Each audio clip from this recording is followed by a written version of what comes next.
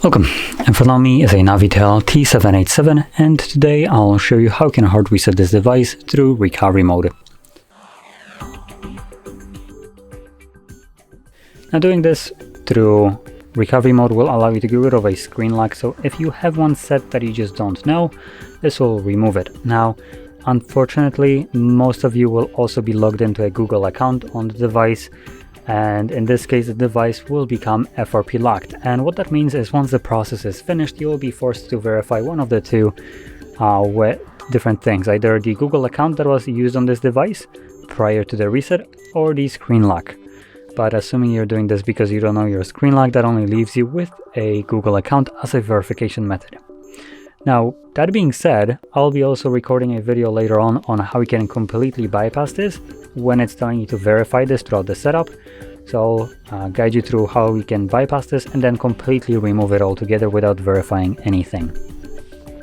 So let's just jump straight into it. I'm gonna lock the device and progress from the lock screen as though I don't know my pattern. And the first thing we're gonna do is simply turn off the device. So hold power button and select power off. And once the device turns off, you want to hold volume up and power button at the same time.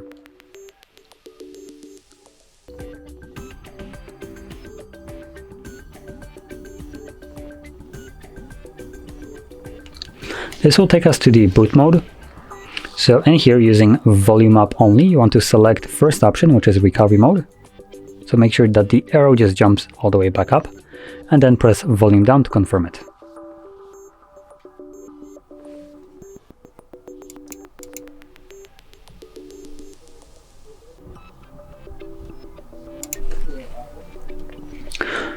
From here, using volume keys, both of them, you can navigate up and down. I'm gonna scroll down to wipe data, factory reset. Once it's selected, press power button, confirm it, and select factory data reset, confirm with that.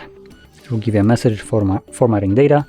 The next thing we will see is data wipe complete, at which point reboot system now will be selected by default. So again, power button to confirm that, and this will reboot the device and continue the resetting process in the background. So it will take the device a little bit longer to boot back up, but don't worry, this is completely normal.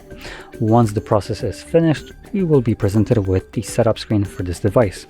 So I'll be back once that is visible for me. And as you can see, the process is now finished and you can set up your device however you like.